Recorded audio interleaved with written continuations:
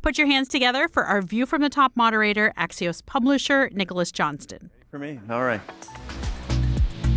All right, folks, we are in the home stretch of our BFD today. Stick around, don't give up just yet. I'm very excited to welcome our next partner to the stage. Latham and Watkins has been a supporter of BFD on both coasts for the last 3 years.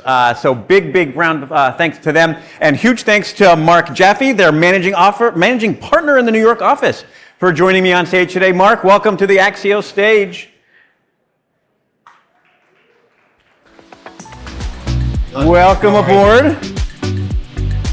Before we get started, do you want to buy a sports team? I do want to buy a sports team. I represent a couple professional sports teams, but I'm just the lawyer. There's a market at the moment. Tough act to follow after the governor and Robert. So, well, I still love talking to lawyers. It's great having you folks up here because you are in the mix of everything. You see and hear everything, and sometimes you share it. So let's take a big picture step back. Like, what's the sense of the market now? What are the vibes? Out there? So having lived through 2021, the rush to market for some amazing companies who got fabulous valuations, feels like there's a little bit of a reset. There certainly is. There's a lot of money on the sideline that wants to be deployed. There are a lot of great technologies, disruptive consumer companies who are ready to access the capital markets, and I think it'll come. People said China and the war in the Middle East and interest rates and inflation and the election. We're ready.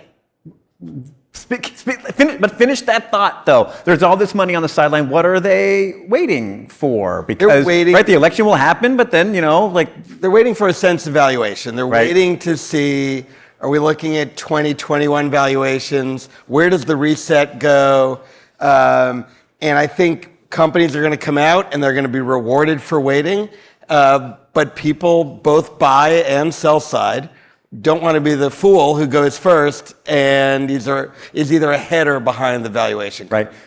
Do you have a sense of what 2025 looks like then? You don't want to be first, but so then when will the smart people be second? Like that first half of the year, that second half? Yeah, I think we'll see it in Q1. The pipeline is probably the biggest pipeline of companies that are either on file with the SEC and ready to go, or are in the stages of getting ready to file with the SEC. So this isn't even considering the folks who are thinking now about 26. Pipeline will be huge. I think timing and cadence will be important. Right. Someone needs to go first. Someone needs to perform well. Someone needs to set the mark. To see that moment coming, what are the data points you are looking at? Or is that just a very expensive lawyer vibe thing? Well, they don't pay me for that.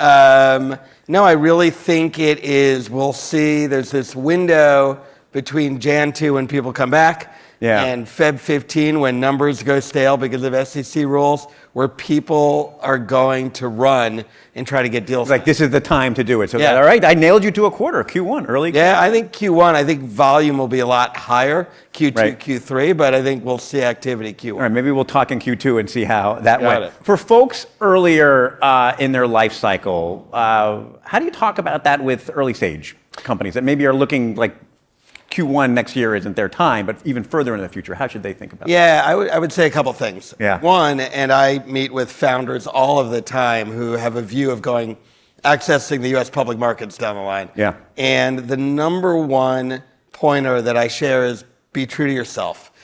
You have a culture, you have a way of speaking to your employees, you have a way of speaking to your customers that have made you special, that have put you in a position that there are folks who would be interested in investing in you. Don't change that story. Don't change that tone just to meet what you think the market demand is. Kind of advice. Well, a little bit? It's a patience and it's being true to yourself. Right. You don't need to go out and follow the company that went before you and use the same growth strategy. You need to be you. Yeah. And that you need to be authentic and you need to speak with your own voice to the investing community. So that's one. Two, on a very practical basis, there are lots of funding alternatives. The U.S. capital markets are the most efficient capital markets in the world. The pockets of capital are deep, but they're also wide. So if it's not an IPO or a crossover round, there is an explosion of hybrid capital now.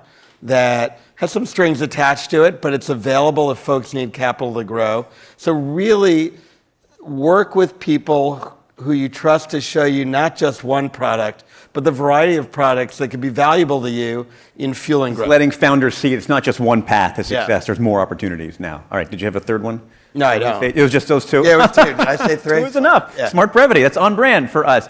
Let's go a little bit sector specific. Like, what are typical industry areas that are exciting, interesting to you that I think are moving a lot? Yeah, following on from Robert's presentation, we think SaaS is exciting, is going to remain exciting, and is going to be a huge vertical.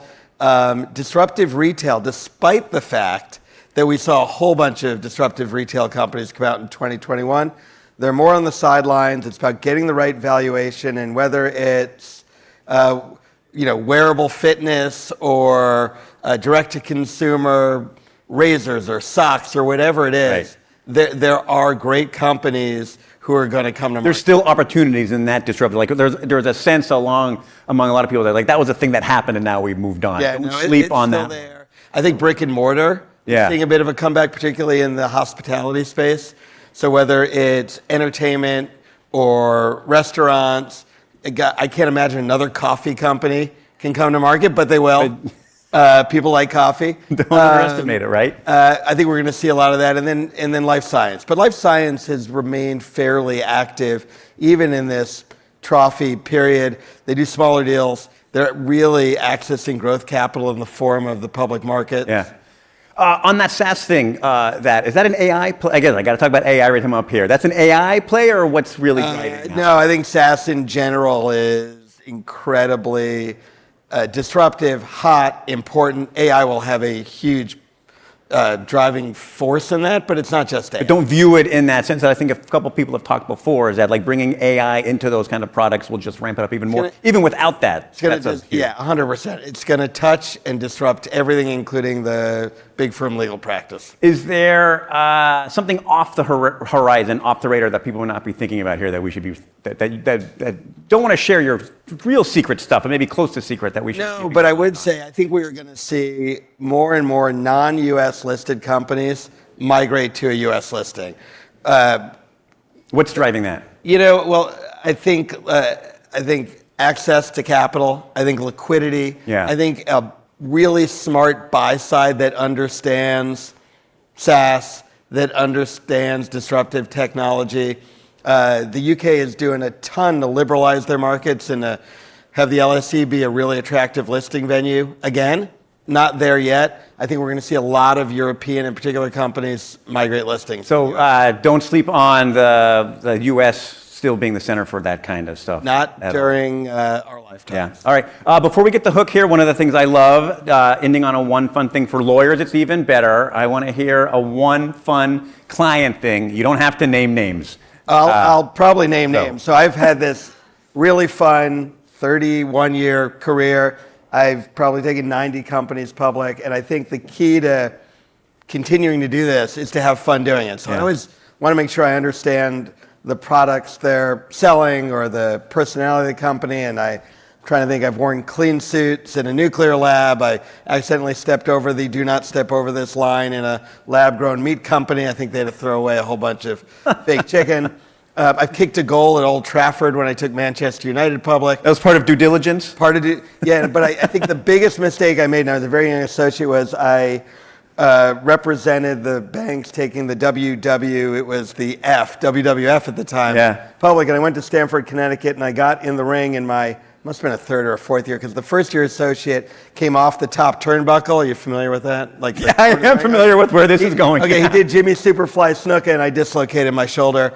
But to complete closure, I represented the UFC in their combination of the WWE. I feel like I can get out of wrestling. This is like a television commercial now. You want a legal counsel that gets in the ring. Yeah, with you. I like that. I'm going to borrow. All right, you can have that one for free. Mark, thanks so much for being here. Thanks to Latham Watkins for being such a longtime partner of BFD. We've got a brief break coming here. There's going to be past beverages. Keep an eye out for trays, and then we'll have folks from Dude Perfect and Peloton for our big finish. Thanks, Mark. Excellent.